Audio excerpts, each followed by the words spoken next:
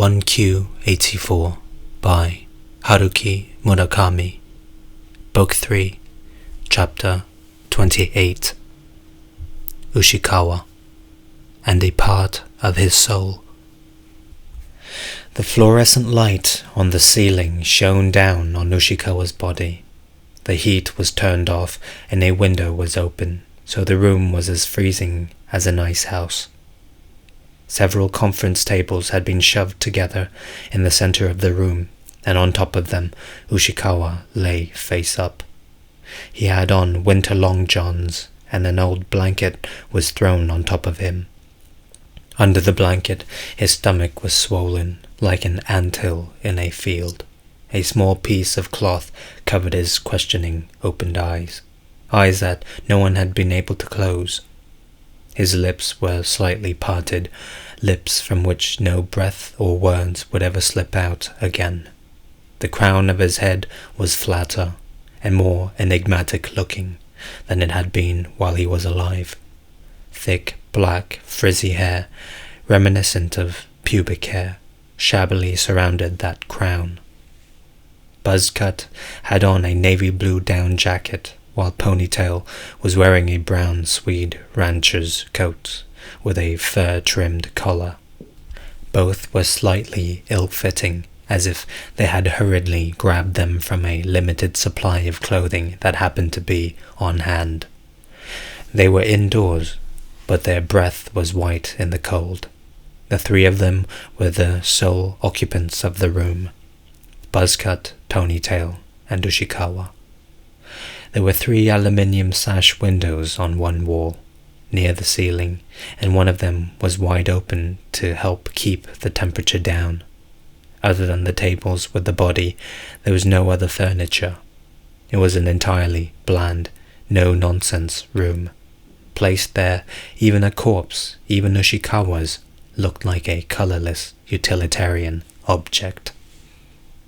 No one was talking. The room was utterly devoid of sound.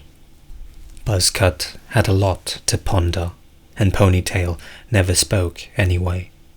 Buzzcut was lost in thought, pacing back and forth in front of the table that held Ushikawa's body. Except for the moment when he reached the wall and had to turn around, his pace never slackened. His leather shoes were totally silent as they trod upon the cheap, light yellow-green carpeting. As usual, Ponytail staked out a spot near the door and stood there, motionless, legs slightly apart, back straight, staring off at an invisible point in space. He didn't seem tired or cold, not at all. Evidence that he was still among the living was an occasional rapid burst of blinks, and the measured, white breath that left his mouth. Earlier that day, a number of people had gathered in that freezing room to discuss the situation. One of Sakigake's high-ranking members had been on a trip, and it had taken a day to get everyone together. The meeting was secret, and they spoke in hushed tones so no one outside could hear. All this time, Ushikawa's corpse had lain there on the table, like a sample at an industrial machinery convention.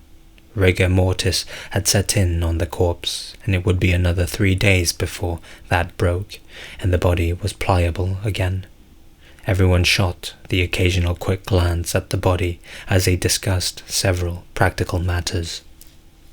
While they were discussing things, there was no sense, even when the talk turned to the deceased, that they were paying respects to him or feeling regret for his passing. The stiff, stocky corpse simply reminded them of certain lessons and reconfirmed a few reflections on life. Nothing more. Once time had passed, it can't be taken back. If death brings about any resolution, it's only one that applies to the deceased. Those sorts of lessons, those sorts of reflections. What should they do with Ushikawa's body? They knew the answer before they began. Ushikawa had died of unnatural causes, and if he were discovered, the police would launch an all-out investigation that would inevitably uncover his connection with Sakigake. They couldn't risk that. As soon as the rigor mortis was gone, they would secretly transport the corpse to the industrial-sized incinerator on the grounds of their compound and dispose of it. Soon it would become nothing but black smoke and white ash. The smoke would be absorbed into the sky. The ash would be spread on the fields as fertilizer for the vegetables. They had performed the same operation a number of times under Buzzcut's supervision. Leader's body had been too big, so they had handled it by using a chainsaw to cut it into pieces. There was no need to do so this time, for Ushikawa was nowhere near as big. Buzzcut was grateful for that. He didn't like any operations that got too gory. Whether it was dealing with the living or the dead, he preferred not to see any blood. His superior asked Buzzcut some questions. Who could have killed Ushikawa? And what was Ushikawa doing in that rented apartment in Koenji anyway? As head of security, Buzzcut had to respond, though he really didn't know the answers. Before dawn, on Tuesday, he had gotten the call from that mysterious man, who was, of course, Tamaru, and learned that Ushikawa's body was in the apartment. The conversation was at once practical and indirect. As soon as he hung up, Buzzcut immediately put out a call to a couple of followers in Tokyo. They changed into work uniforms, pretending to be movers, and headed out to the apartment in a Toyota Hi-Ace van. Before they went inside, they made sure it wasn't a trap. They parked the van, and one of them scouted out the surroundings for anything suspicious. They needed to be very cautious. The police might be lying in wait, ready to arrest them as soon as they set foot in the place, something they had to avoid at all costs. They had brought along a container, the kind used in moving, and somehow were able to stuff the already stiff body inside.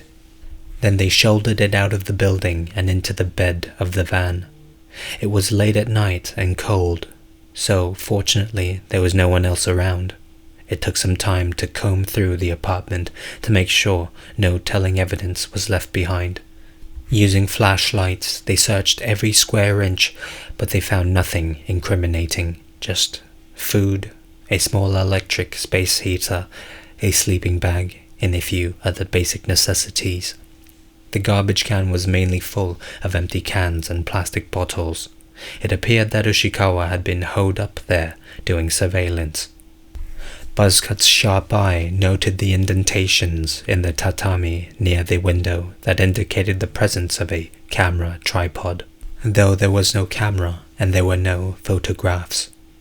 The person who had taken Ushikawa's life must have also taken the camera away, along with the film. Since Ushikawa was dressed only in his underwear, he must have been attacked while asleep. The attacker must have silently slipped inside the apartment. It looked like Ushikawa had suffered horribly, for his underwear was completely saturated with urine. Buzzcut and Ponytail were the only ones in the van when they transported the body to Yamanashi. The other two stayed behind in Tokyo to handle anything that might come up. Ponytail drove the entire way. The Hi-Ace left the Metropolitan Expressway, got onto the Chuo Highway, and headed west. It was still dark out, and the expressway was nearly deserted, but they kept their speed under the limit. If the police stopped them now, it would be all over. Their license plates, both front and rear, were stolen, and the container in back contained a dead body. There would be no way to talk their way out of that situation. The two of them were silent for the entire trip. When they arrived at the compound at dawn, a Sakigake doctor examined Ushikawa's body and confirmed that he had died of suffocation. There were no signs of strangulation around the neck, however. The doctor guessed that a bag or something that didn't leave any evidence must have been placed over the victim's head. There were no marks either to indicate that the victim's hands and feet had been tied.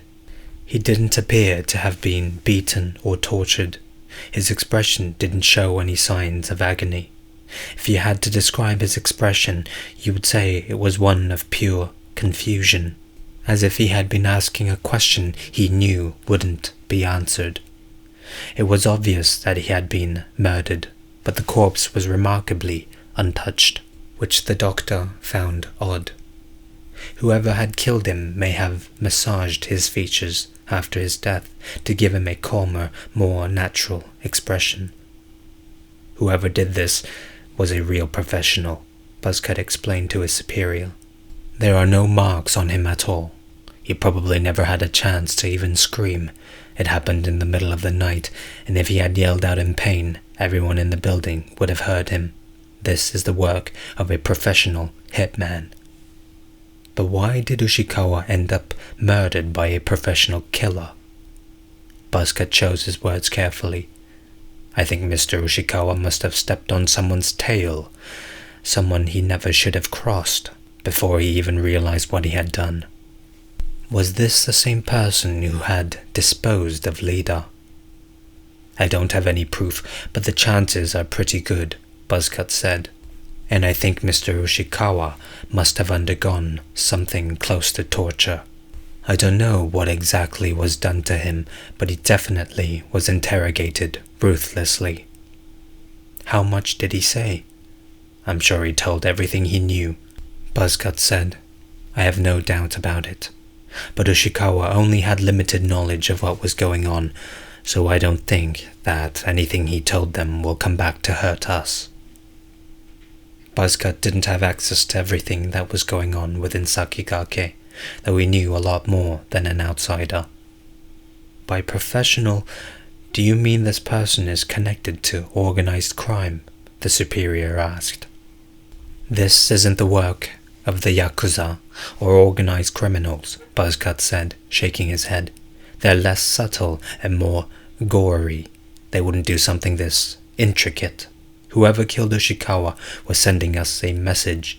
He's telling us he has a sophisticated system backing him up, and if anybody tries anything, there will be consequences, and that we should keep our noses out of it. It? Buzzcut shook his head. What exactly he means by that, I don't know. Ushikawa was working on his own. I asked him any number of times to give me a progress report, but he insisted that he still didn't have enough material. I think he wanted to gather all the facts together by himself first, which is why he was the only one who knew what was going on when he was murdered. It was Leader himself who had originally singled out Ushikawa. He worked as a kind of independent agent. He didn't like organizations. Considering the chain of command, I wasn't in a position to give him orders. Buzzcut wanted to make it absolutely clear how far his responsibility extended. Sakigake was itself an established organization. All organizations have rules, and breaking these rules could lead to punishment. He did not want to be blamed for mishandling this affair. Who was Ushikawa watching in that apartment building? We don't know yet. Normally you would expect it to be someone who lives in the building or in the vicinity. The men I left back in Tokyo are investigating as we speak, but they haven't reported in yet. It will take some time. It might be best if I go back to Tokyo and look into it myself. Buzzcut wasn't all that confident in the abilities of the men he had left behind. They were devoted, but not the sharpest pencils in the box, and he hadn't explained the situation in much detail to them. It would be much more efficient for him to take charge directly. They should go through Ushikawa's office as well, though the man on the phone might have already beaten them to it. His superior, however, didn't permit him to return to Tokyo until things got a bit clearer. He and Ponytail were to stay put. That was an order. Was Aomame the person Ushikawa had been watching? No, it couldn't have been Aomame, Buzzcut said. If Aomame had been there, he would have immediately reported it. That would have completed his assignment. I think the person he had under watch was connected to, or might have been connected to, Aomame's whereabouts. Otherwise, it doesn't add up. and while he had that person under surveillance, someone found out about him and took steps to stop him. That would be my guess, Buzzcut said. He was getting too close to something dangerous. He may have found some vital clue. If there had been several people on the surveillance work, they could have watched each other's backs and things might have ended up differently. You spoke directly to that man on the phone. Does it look as though we'll be able to meet our mummy and talk with her? I really can't predict. I would imagine, though, that if our mummy isn't willing to negotiate with us, the chances are slim that there will be any meeting. That would be my guess. Everything depends on how she wants to play it. They should be pleased that we're willing to overlook what happened to Lida and guarantee her safety. They want more information, such as why do we want to meet our mummy? Why are we seeking a truce? What exactly are we hoping to negotiate? The fact that they want to learn more means they don't have any solid information. Exactly, but we don't have any solid information about them either. We still don't know the reason they went to all the time and trouble to concoct a plan to murder Lida. Either way, while we wait for their reply, we have to keep on searching for our mummy, even if it means stepping on somebody's tail. Buzzcut paused a moment and then spoke. We have a close-knit organization here. We can put a team together and get them out in the field in no time at all. We have a sense of purpose and high morale. People are literally willing to sacrifice themselves if need be. But from a purely technical perspective, we're nothing more than a band of amateurs. We haven't had any specialized training. Compared with us, the other side are consummate professionals. They know what they're doing. They take action calmly and they never hesitate.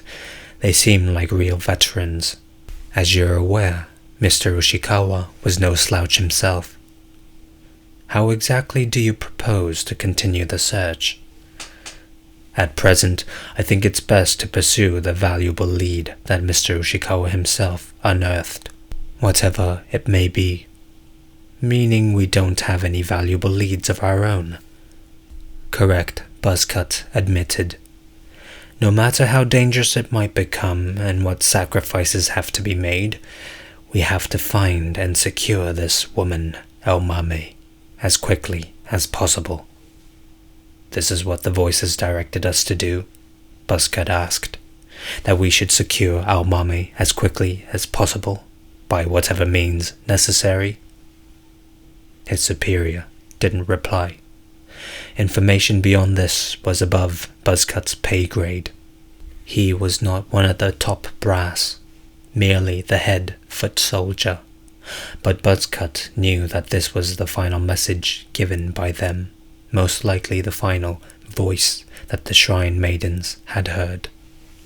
As Buzzcut paced in front of Ushikawa's corpse in the freezing cold room, a thought suddenly flashed into his head. He came to an abrupt halt, frowning, his brow knit, as he tried to grab hold of it. The moment he stopped pacing, Ponytail moved. A fraction. He let out a deep breath and shifted his weight from one foot to the other. Koenji, Buzzcut thought. He frowned slightly, searching the dark depths of memory. Ever so cautiously he pulled at a thin thread, tugging it toward him. Somebody else involved in this affair lives in Koenji, but who? He took a thick, crumpled memo pad out of his pocket and flipped through it. Tengo Kawana. His address was in Koenji, Suginami Ward. The same exact address, in fact, as the building in which Ushikawa died. Only the apartment numbers were different, the 3rd floor and the 1st floor. Had Ushikawa been secretly watching Tengo's movements? There was no doubt about it. The two of them living in the same building was too big a coincidence. But why in this situation did Ushikawa have to trace Tengo's movements? Buzzcut hadn't recalled Tengo's address up till now because he was no longer concerned about him. Tengo was nothing more than a ghost writer. There had been nothing else about him that they needed to know. Sakigake's interest was now entirely focused on locating Aomame. Despite this, Ushikawa had focused all his attention on the cram school instructor, setting up an elaborate stakeout and losing his own life in the bargain. Why? Buzzcut couldn't figure it out. Ushikawa clearly had some sort of lead. He must have thought that sticking close to Tengo would lead him to Aomame, which is why he went to the trouble of securing that apartment, setting up a camera on a tripod and observing Tengo, probably for some time. But what connection could there be between Tengo and Aomame? Without a word, Buzzcut left the room, went into the room next door, which was heated, and made a phone call to Tokyo, to a unit in a condo in Sakuragaoka in Shibuya. He ordered one of his subordinates to immediately go back to Ushikawa's apartment in Koenji and keep watch over Tengo's movement. Tengo is a large man with short hair, so you can't miss him, he instructed him. If he leaves the building, the two of you are to tail him, but make sure he doesn't spot you. Don't let him out of your sight. Find out where he's going. At all costs, you've got to keep him under surveillance. We'll join you as soon as we can. Buzzcut went back to the room that held Ushikawa's body and told Ponytail they would be leaving right away for Tokyo. Ponytail gave a slight nod. He didn't ask for an explanation. He grasped what was asked of him and leapt into action.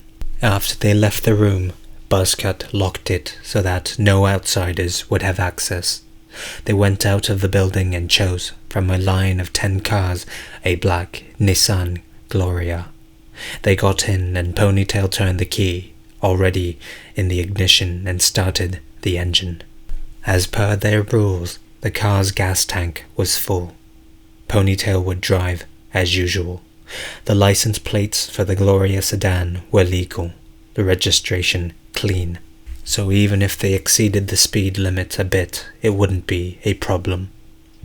They had been on the highway for a while by the time it occurred to Buzzcut they hadn't gotten permission from his superiors to go back to Tokyo. This could come back to haunt him, but it was too late now. There wasn't a moment to lose. He would have to explain the situation to them after he got to Tokyo. He frowned a bit. Sometimes the restrictions disgusted him. The number of rules increased, but never decreased. Still, he knew he couldn't survive outside the system. He was no lone wolf. He was a cog among many, following orders from above. He switched on the radio and listened to the regular 8 o'clock news. When the broadcast was done, Buzzcut turned off the radio, adjusted his seat, and took a short nap. When he woke up, he felt hungry. How long has it been since I've had a decent meal? He wondered. But there was no time to stop at a rest area for a bite to eat. They were in too much of a hurry. By this time, however, Tengo had been reunited with Aomame on top of the slide in the park.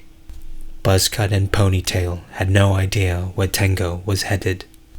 Above Tengo and Aomame, the 2 moons hung in the sky. Ushikawa's body lay in the frozen darkness. No one else was in the room. The lights were off, the door locked from the outside. Through the windows, near the ceiling, pale moonlight shone in, but the angle made it impossible for Ushikawa to see the moon, so he couldn't know if there was 1 moon or 2. There was no clock in the room, so it was unclear what time it was. Probably an hour or so had passed since Buzzcut and Ponytail had left. If someone else had been there, he would have seen Ushikawa's mouth suddenly begin to move. He would have been frightened out of his wits. This was a terrifying, wholly unexpected event. Ushikawa had long since expired, and his body was stiff as a board. Despite this, his mouth continued to tremble slightly. Then with a dry sound, it opened wide. If someone had been there, he would no doubt have expected Ushikawa to say something, some pearls of wisdom that only the dead could impart. Terrified, the person would have waited with bated breath. What secret could he be about to reveal? But no voice came out. What came out were not words, not a drawn-out breath, but 6 tiny people, each about 2 inches tall. Their little bodies were dressed in tiny clothes, and they trod over the greeny, mossy tongue, clambering over the dirty, irregular teeth. One by one they emerged, like miners returning to the surface after a hard day's labour. But unlike miners, their clothes and faces were sparkling clean, not soiled at all. They were free of all dirt and wear. 6 little people came out of Ushikawa's mouth and climbed down to the conference table, where each one shook himself and gradually grew bigger. When needed, they could adjust their size, but they never grew taller than a yard or shorter than an inch. When they grew to between 24 and 28 inches tall, they stopped shaking and then, in order, descended from the table to the floor. The little people's faces had no expression, but they weren't like masks. They had quite ordinary faces, smaller but no different from yours or mine. It's just that, at that moment, they felt no need for any expression. They seemed neither in a hurry nor too relaxed. They had exactly the right amount of time for the work that they needed to do. That time was neither too long nor too short. Without any obvious signal, the 6 of them quietly sat down on the floor in a circle. It was a perfect little circle, precisely 2 yards in diameter. Wordlessly, one of them reached out and grabbed a single thin thread from the air. The thread was about 6 inches long, nearly a transparent white, almost creamy color. He placed the thread on the floor. The next person did exactly the same color and thread length. The next 3 followed suit. Only the last did something different. He stood up, left the circle, clambered back up to the conference table, reached out and plucked one frizzy hair from Ushikawa's misshapen head. The hair came out with a tiny snap. This was his substitute thread. With practiced hands, the first of the little people wove together those 5 air threads and the single hair from Ushikawa's head. And thus the little people made a new air chrysalis. No one talked now or chanted out a rhythm. They silently pulled threads from the air, plucked hairs from Ushikawa's head, and in a set, smooth rhythm, briskly wove together an air chrysalis. Even in the freezing room, their breath wasn't white. If anyone else had been there to see it, he might have found this odd too. Or perhaps he wouldn't have even noticed, given all the other surprising things going on. No matter how intently the little people worked, and they never stopped, completing an air chrysalis in one night was out of the question. It would take at least 3 days. But they didn't appear to be rushing. It would be another 2 days before Ushikawa's rigor mortis had passed, and his body could be taken to the incinerator. They were well aware of this. If they got most of it done in 2 nights, that would be fine. They had enough time for what they needed to do, and they never got tired. Ushikawa lay on the table, bathed in pale moonlight. His mouth was wide open, as were his unclosed eyes, which were covered by thick cloth. In their final movement, these eyes had seen a house, a tiny dog scampering about a small patch of lawn.